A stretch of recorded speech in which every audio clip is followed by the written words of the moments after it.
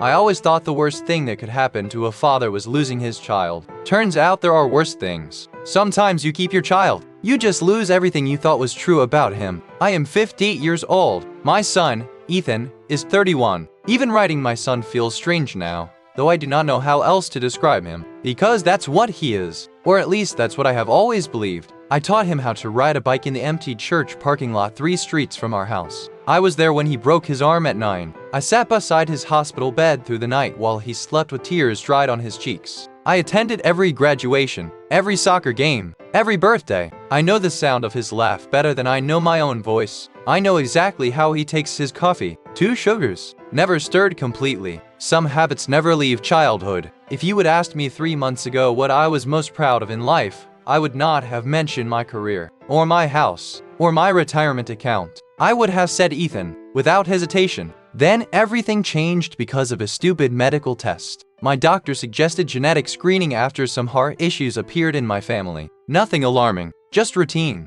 The results came back with a note asking me to schedule a follow-up consultation. I assumed it was cholesterol, maybe cancer risk, something manageable. Instead, the genetic counselor sat across from me looking visibly uncomfortable. She kept reviewing her paperwork, double-checking things. Finally, she asked whether I was certain about my family history. I told her yes. Then she asked a question that made absolutely no sense. Are you Ethan's biological father? I laughed. Actually laughed. I remember feeling annoyed, as if she were wasting my time. Of course, I am. She did not laugh back. The room became very quiet. Then she explained that based on the markers they found, there was an inconsistency, a significant one, large enough that it could not be explained by laboratory error. I felt something cold settle into my stomach. Not panic, not yet, just confusion. I repeated myself, there has to be a mistake. She nodded slowly. That's possible, but she did not sound convinced. 3 weeks later, the second test came back. Identical results. No mistake, no uncertainty, no ambiguity. The boy I had raised for 31 years was not biologically mine. I drove home in silence. I did not tell my wife. I did not tell Ethan. I sat in my car outside the house for almost an hour. Then I looked toward the neighboring property, toward the house where our former next-door neighbor, Daniel, had lived when Ethan was conceived. And for the first time in 31 years, I noticed something I should have seen long ago. The smile. My son's smile was Daniel's exact smile. And suddenly I remembered a conversation from decades earlier. A conversation that, until that moment, had never seemed important. But now it felt like the first piece of a much larger lie. Because Daniel had once asked me a question no neighbor should ever ask. And at the time, I had thought it was a joke. For 3 days after the test results, I did not sleep. I pretended to. My wife, Claire, would roll over sometime after midnight and ask if I was awake. I would mumble something and close my eyes. Then I would stare into the darkness until morning. The problem was not the possibility that Ethan was not biologically mine. The problem was that my brain had started doing something I could not stop. It was rewriting history. Every memory I would trusted for decades suddenly felt contaminated. Every conversation, every glance, every unexplained moment. I kept asking myself the same question. How do you live beside a lie for 31 years and never see it? On the 4th night, I remembered Daniel's question. Not vaguely, perfectly. It had happened during a neighborhood barbecue when Claire was pregnant. 20 minutes of small talk. Beer, murders, kids running through sprinklers. Normal suburban nonsense. I was helping Daniel move folding chairs into his garage when he looked at Claire across the street. Then he looked at me and smiled. Think the kid's gonna look like you? I laughed. Hopefully. Then he said something strange. Something I would completely forgotten until now. Maybe he will surprise everybody. At the time, I thought he was talking about genetics. Blue eyes, red hair, some random inherited trait. Nothing unusual. But now, 31 years later, the memory felt different. His smile felt different. Everything felt different. The next morning, I drove to storage. Like most people our age, we would accumulate decades of boxes we never opened. Tax records, old photographs, home videos, Christmas cards. I spent 6 hours going through them, looking for nothing, finding everything. There were hundreds of photos of Ethan growing up, birthday parties, camping trips, school plays, family vacations, and Daniel was everywhere. Not consommé, just enough. A barbecue here, a graduation party there, a neighborhood cookout, a holiday gathering. Always close, always present. Then I found something that made my hands start shaking. A photograph taken when Claire was 6 months pregnant. I would seen it 1,000 times. Never noticed anything unusual. Now I could not look away. Daniel was not looking at the camera. He was not looking at anyone else. He was looking directly at Claire. The expression was not obvious. That's what made it terrifying. It was not lust. It was not romance. It was recognition. The kind shared by two people carrying the same secret. I told myself I was imagining things, projecting, searching for patterns that did not exist. So I scanned the photos and sent 3 of them to an old friend who had known all of us back then.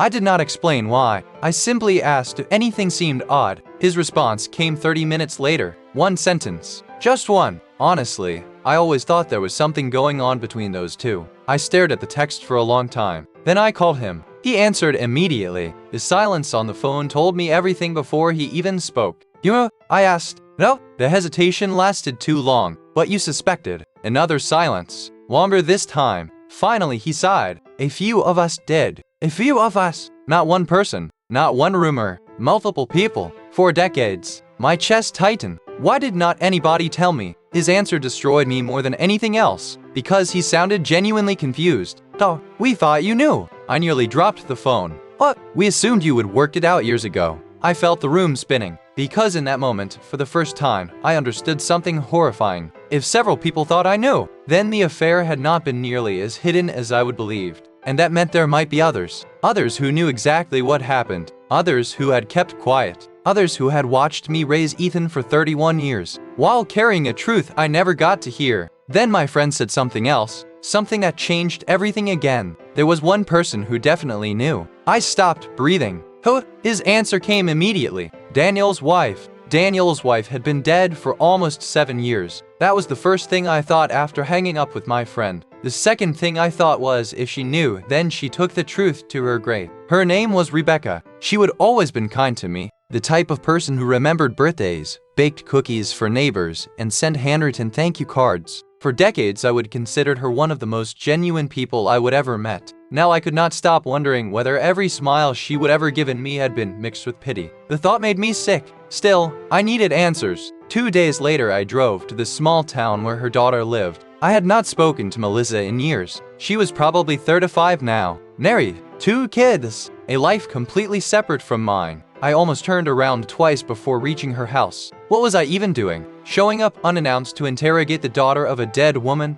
But once you start pulling on a thread like this, stopping becomes impossible. Melissa answered the door looking confused, then surprised, then concerned. Oh, I had not heard anyone call me that in weeks without feeling like I was living inside someone else's life. We talked awkwardly for a few minutes. Heavy, weather, retirement. The usual lies people tell before discussing something painful. Finally, I asked about her mother. Her smile faded, and somehow I knew. The reaction was too immediate, too cautious, too practiced. Why are you asking about Mom? He said. I told her the truth. Not all of it. Just enough. I explained the DNA results, the uncertainty, the questions, the possibility that Ethan was not biologically mine. As I spoke, the color slowly drained from her face. By the time I finished, she looked like she might cry. That was my answer. Before she said a single word, "Oh my God," she whispered. The room fell silent. Neither of us moved. Neither of us looked away. Finally, I asked the question. She knew, did not she? Melissa closed her eyes. For several seconds, I thought she was not going to answer. Then she nodded. Just once. I felt something inside me collapse. Not explode. Collapse. Like a building finally giving up after years of hidden damage. How long? Her voice barely carried across the room. Most of my life. I stared at her. What do you mean? She swallowed hard. My parents fought about it for years. I could not process the words. Not immediately. Yes. Not a suspicion. Not a rumor. Yes. Daniel and Rebecca had apparently argued about this for years while I lived 30 feet away. While I grilled burgers. While I mowed lawns. While I taught Ethan to throw a baseball. I felt physically ill. Did Daniel know Ethan was his? Melissa hesitated, then shook her head. Oh, that answer should have relieved me. Instead, it made everything worse. Because if Daniel did not know, then who exactly had Rebecca been fighting with? The answer arrived before I could ask. My mother believed Claire never told him. The room spun. Melissa looked devastated. Hazeb, like she would been carrying someone else's burden her entire life. Then she said something that changed everything again. Something her mother had told her shortly before she died. A confession. One sentence. One impossible sentence. Mom said Claire tried to tell you once. I froze. What? Melissa started crying. She said Claire tried to tell you the truth when Ethan was 3. My heart stopped. Because that was not possible. I would have remembered. Would not I? Then Melissa repeated the rest of what her mother had said, and suddenly there was a memory scratching at the back of my mind. At night, flies. A conversation I would forgotten. A conversation that apparently ended with me walking out the front door before Claire could finish what she was trying to say. And according to Rebecca, that was the last time my wife ever attempted to tell me. For 2 days after meeting Melissa, I did nothing except sit with my memories. I was not looking for evidence anymore. I was looking for a specific night, a specific argument, a specific version of myself. The problem with memory is that it is not a recording. It's a story, and stories change every time you tell them. At first, I could not remember anything from when Ethan was 3. 30 years is a long time. Entire decades had blurred together. Birthdays became birthday parties. Vacations became photographs. Arguments became feelings. But the harder I thought, the more fragments surfaced. A thunderstorm, a broken lamp, Claire crying, me standing near the front door. And then, suddenly, I remembered. Not everything, just enough. Ethan had been sick, a high fever, the kind that terrifies young parents. We would spend most of the night awake. Neither of us had slept. Both exhausted, both scared. The argument started over something stupid. Money, I think, or maybe work. It hardly mattered. The subject was not the point. The exhaustion was. We kept escalating, neither willing to stop. Then Claire said something strange, something that made no sense at the time. There are things you do not know. I remember laughing bitterly. What else is new? She started crying, not angry crying, terrified crying, the kind that comes from someone standing on the edge of a cliff. I need to tell you something. I remember that sentence now, word for word, because I interrupted her. I did not let her continue. I was too angry, too tired, too convinced the fight was about something else. I grabbed my keys, walked outside, drove around for nearly 2 hours. When I returned, she was asleep beside Ethan's bed, and the conversation never happened again. Not once, not ever. For 30 years, I sat in my kitchen replaying the memory until dawn. The realization was unbearable, not because it excused Claire, nothing could excuse what she had done, but because it meant the truth had come within reach. Once, exactly once,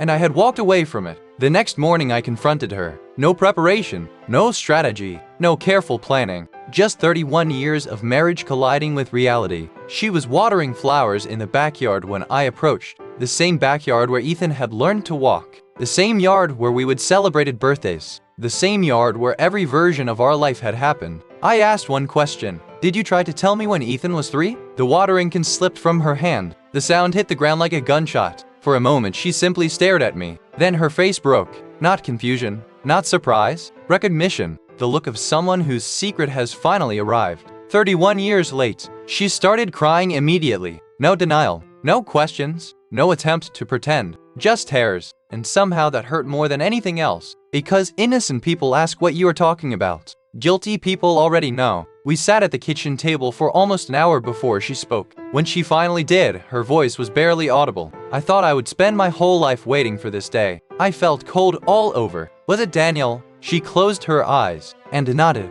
The room became silent. 31 years, one movement of her head, and everything changed. But it was not her confession that shattered me. It was what she said next. Because according to Claire, the affair was not the biggest lie she would told. Not even close. There was another secret. One she would never told anyone. Not Daniel, not Rebecca, not even herself until years later. And if she was telling the truth, then Ethan's existence was not an accident at all. Someone had made a choice. A deliberate choice. And I was not prepared for who she said made it. I remember asking her to repeat it, not because I didn't hear her, because my brain refused to accept it the first time. Claire sat across from me at the kitchen table, hands trembling around a half-empty glass of water she never drank. I didn't just fall into it, she said quietly. That's not what this was. Outside, the backyard looked exactly the same as it always had. Same fence. Same worn patch of grass where Ethan used to kick a ball until it broke the window twice. Same quiet suburban normalcy that now felt like a stage set for a life that hadn't been real. Start from the beginning, I said. My voice didn't sound like mine.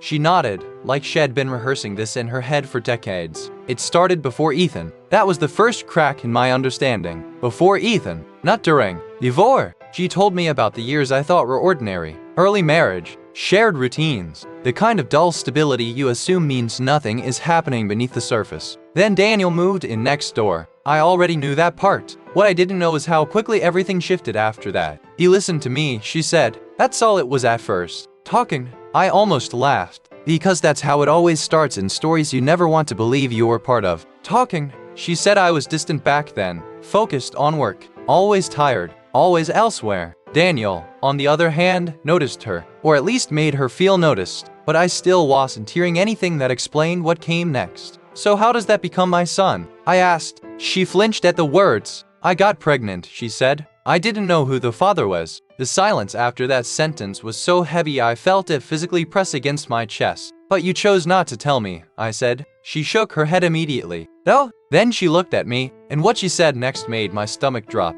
I chose you. I didn't understand. What does that mean? Her voice broke slightly. I knew it could be his, or yours. I knew that from the start. A long pause. Then the part that made everything collapse again. But Daniel, he said something to me before I took the test. I felt a chill spread through me. What did he say? Claire swallowed. He said he would never be a father. I stared at her. That doesn't make sense. It did to him, she whispered. And then she said the sentence that changed everything for the second time. He asked me to make sure you believed Ethan was yours. No matter what the test said, my mind went blank. That's insane. But even as I said it, something in me shifted. Because now I was seeing patterns I hadn't seen before. Daniel's questions, his silence over the years, the way he always looked at Ethan but never approached too closely. Like someone standing too near a fire they were forbidden to touch. Claire's voice dropped even lower. There's something else you need to know. I didn't want to hear it, but I did. Daniel didn't just suspect, she said. He arranged for you to never find out. I froze. What are you talking about? Her eyes met mine, and for the first time since this began, I saw real fear in them. Because you already had a test, she whispered. One that came back 30 years ago. I felt the room tilt. What test? She hesitated, then said it. The hospital never gave you the original result. And suddenly I understood that everything I'd learned so far was already part of a much older lie. Because someone had intercepted the truth before I ever saw it. And that meant the real question wasn't who Ethan's father was. It was who had been controlling what I was allowed to know for the last 31 years. I didn't sleep after what Claire told me. The idea that a hospital tests something as ordinary, as clinical, as supposedly unquestionable as a lab result could have been not given to me felt absurd on its face. But so did everything else now. By morning, I was no longer asking whether it was true. I was asking who could have done it. Claire refused to say more that night. She just kept repeating that she was trying to protect everyone, as if that phrase still had meaning after 31 years of silence. The next day, I drove to the hospital where Ethan was born. The building had been renovated, expanded, modernized beyond recognition. New glass entrances, new branding, new staff who looked at me like I was asking about a different century. At first, no one could find records under our names. Then, after hours of waiting, a clerk returned with something that made her hesitate before handing it over. A partial archive file, not digital. Paper scans, incomplete, some pages missing, but one line stood out immediately. Paternity clarification test requested at parental insistence. My hands tightened around the folder. I had never requested that, never even known it existed. I asked to speak to whoever handled records back then. That's when it told me the doctor had retired years ago, but not just retired. He had left suddenly. No forwarding contact, no explanation, only a note in his personnel files stating, all inquiries regarding the patient file are to be redirected to administration only. That wording didn't feel medical. It felt instructed. Back in my car, I reread the fragments until my eyes burned. A second test had existed, one I never saw, one that someone had intercepted or buried, and someone had done it quickly enough that no trace remained except a single line in a damaged archive. That night, I confronted Claire again. I showed her the file. She didn't even look surprised. That was the worst part. She just sat down like she'd been waiting for this exact moment. I told you, she said quietly. Daniel made sure you never saw it. I felt something rise in me. Anger, yes, but also something colder. Why would he do that? I asked. Claire's voice barely held together. Because he said Ethan needed a father who would stay. The words didn't make sense. That's not his decision to make. I know, she whispered, but then she added something worse. He didn't do it for you. A pause. He did it for Ethan. I stared at her, and for the first time, I realized something unsettling.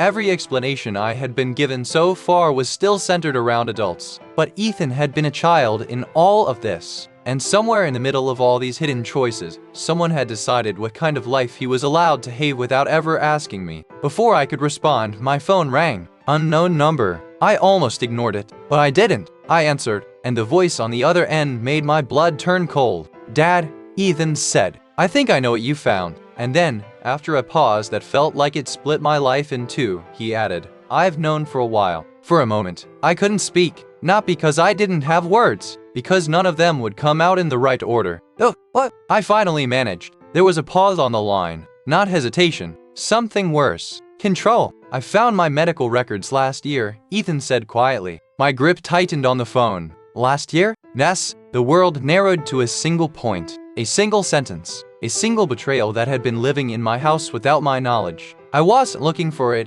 he added quickly. That's the truth. It just came up. I closed my eyes. Explain. Another pause. Then he said it. I had genetic testing done for insurance. They flagged a mismatch. I felt my stomach drop. Not because of the result. Because of how calm he sounded saying it. Like he had already rehearsed this conversation in his head 100 times. And you didn't tell me? I asked. I didn't know how, he said. That answer hit harder than anger would have. Because it sounded like me. Or at least like the version of me I used to be before everything fractured. I tried to confirm at first, he continued. But the hospital, they didn't give me everything. My head snapped up. What do you mean they didn't give you everything? They only released partial records, Ethan said. And someone else accessed the file before me. A silence stretched between us. Too long. Too intentional. Then I said the only thing I could think of. Oh, Ethan hesitated. And in that hesitation, I heard something I hadn't heard before. Fear. I don't know, he said. But I think it was someone who didn't want either of us to see it. My pulse quickened. That doesn't make sense. It does if you think about who benefits from you not knowing. The words landed like a weight. I looked at Claire, still sitting at the kitchen table, her face pale. She was listening. She knew every word. Ethan continued, voice quieter now. There's something else. I didn't want more, but I already knew I was going to get it. I met someone, he said, about 6 months ago. A pause. She said she used to be close to Dad. Your neighbor. My throat went dry. Then I said, yes, Ethan replied. And she told me something strange. My heart started beating faster. What did she tell you? Ethan's voice dropped. She said my father knew I existed long before I was born. The room tilted. That's impossible, I whispered. But even as I said it, I felt something inside me break open again. Because suddenly, I remembered Daniel's smile. Not the joke. Not the questions. The certainty. Like someone watching a story unfold exactly the way they expected it to. Ethan spoke again. And she said something else, Dad. A long pause. Then, she said Daniel didn't want to be my father. Because he already had a son. I froze. What are you talking about? Ethan exhaled shakily. I think I have a half-brother. Before I could respond, Claire suddenly stood up beside me. Her face had gone completely white. And for the first time since this began, she whispered a name I had never heard before, a name that apparently belonged to a child Daniel had before we ever moved in next door, a child he never told anyone about. And suddenly, everything I thought this story was about shifted again, because Ethan wasn't the only hidden truth. He was part of a pattern, and I was starting to realize I might not have been the only man in this neighborhood raising a child inside a lie. The name Claire said didn't feel real when it left her mouth. It sounded like something disconnected from our life, like a detail from a story I hadn't read yet. Liam, she whispered. My ears caught it, but my mind didn't accept it immediately. Who is Liam? I asked. Claire didn't answer right away. She looked like she was trying to decide whether saying it out loud would make it more real or finally finish destroying what was left. Daniel's son, she said. I shook my head. That doesn't change anything about Ethan. But even as I said it, I knew I was wrong. Because everything was connected now. Claire sat back down slowly, like her legs had stopped supporting her properly. I didn't think it mattered, she said. That's what I told myself. I stared at her. You didn't think it mattered that your lover had a child? She flinched at the word. I wasn't his lover, she said quickly. But it came out too defensive. Too late. And that silence between us filled in the rest. Ethan's voice was still on the phone.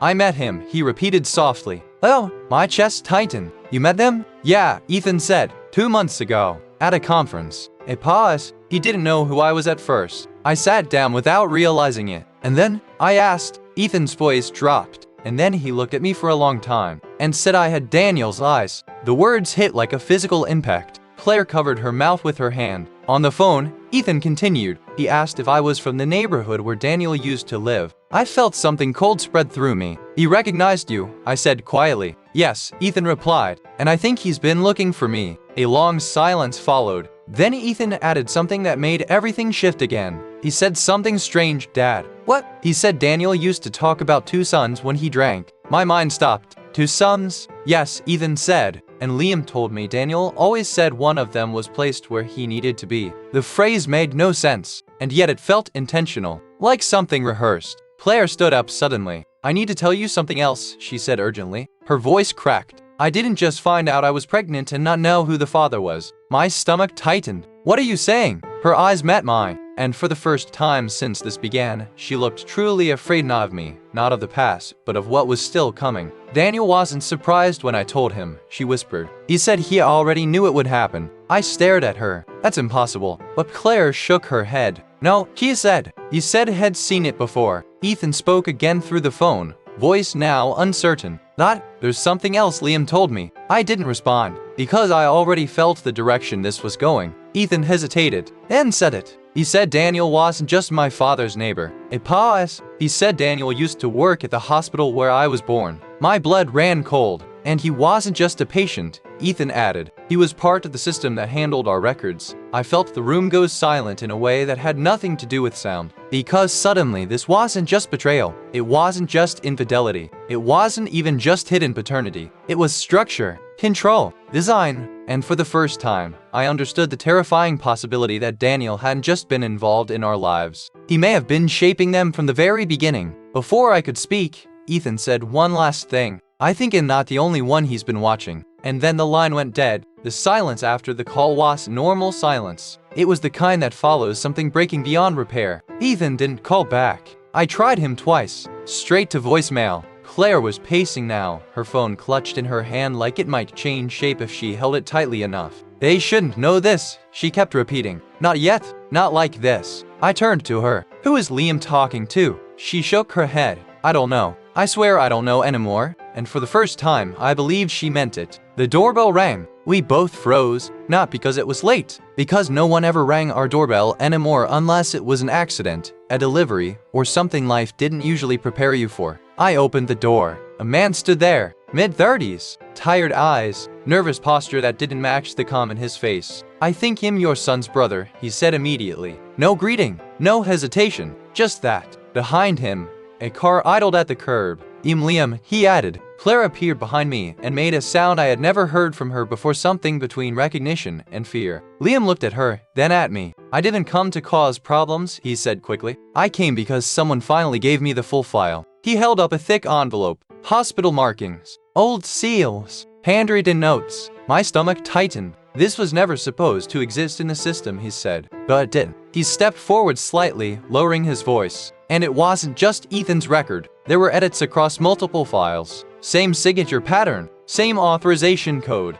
Claire whispered, no. Liam looked at her. I think you already know what I'm going to say. He handed me the envelope. Inside were photocopies, original lab results, the ones I was never supposed to see. My name was on them. Ethan's name was on them, and one line that made my vision blur, paternity. Inconclusive multiple subject match possible. I looked up at Liam. What does that mean? He hesitated. It means someone changed the narrative, he said quietly. And I think I know who finally admitted it. Claire's breathing changed behind me. Liam continued. Daniel didn't just live next door. He was part of a small ethics group reviewing fertility and genetic cases. My hands went cold, and he had access, Liam said, to everything. I turned slowly toward Claire. Is this true? She didn't answer, because she was staring past me, down the street, at the shadow standing near the edge of our property line. A man I hadn't seen in years, older now, still unmistakable. Daniel, and he wasn't alone. He raised a hand slightly, like someone arriving not to explain himself, but to finish something he had already started a lifetime ago. I didn't move, none alas id. Even the air felt suspended, like the world had decided to pause before something irreversible. Daniel stood at the edge of the property line as if he had always belonged there, as if he had never left, as if 30 years were just a short delay in a conversation he expected to finish. Liam took a step back without realizing it. Claire whispered my name once, but I didn't hear her properly. I was watching Daniel walk forward, not fast, not slow, Zerda! He stopped a few feet from us. His eyes went first to Claire, then to me. Then, for a moment that felt far too long to Liam. I told you this would come out eventually, he said calmly. Claire shook her head. You said it would never reach them. Daniel almost smiled. I said it wouldn't reach them like this. My voice came out rough. What did you do? He finally looked directly at me, and for the first time since I'd known him, there was no neighborly warmth left in his face. Only exhaustion. I didn't do this to you, he said quietly. I did it to protect what was going to happen anyway. I laughed once. It didn't sound like humor. It happened anyway? I repeated. You destroyed 30 years of my life for something that was going to happen? Daniel nodded slightly. No, he said. You built it. The words landed wrong. What are you talking about? He looked past me for a moment, toward the house, toward the life that had been lived inside it. I didn't interfere with your son's life, he said. I stabilized it. Claire made a sound behind me. Stop, she whispered, but Daniel continued anyway. When Ethan was born, the hospital flagged a genetic incompatibility pattern, he said. It suggested a condition that would have led to early decline without intervention. I felt my chest tighten. That's not possible. He nodded once. It was rare, but real. Liam looked confused. What condition? He asked. Daniel didn't answer him directly. Instead, he said something that made everything collapse again. There were two possible fathers, he said, and only one genetic pathway that would allow Ethan to survive past childhood without severe complications. I felt the ground shift. Claire was shaking now. You said you wouldn't tell him, she whispered. Daniel finally looked at her fully. I didn't, he said. I erased the version of reality where he had a different outcome. Silence. Then I spoke again, slower this time. So you're saying,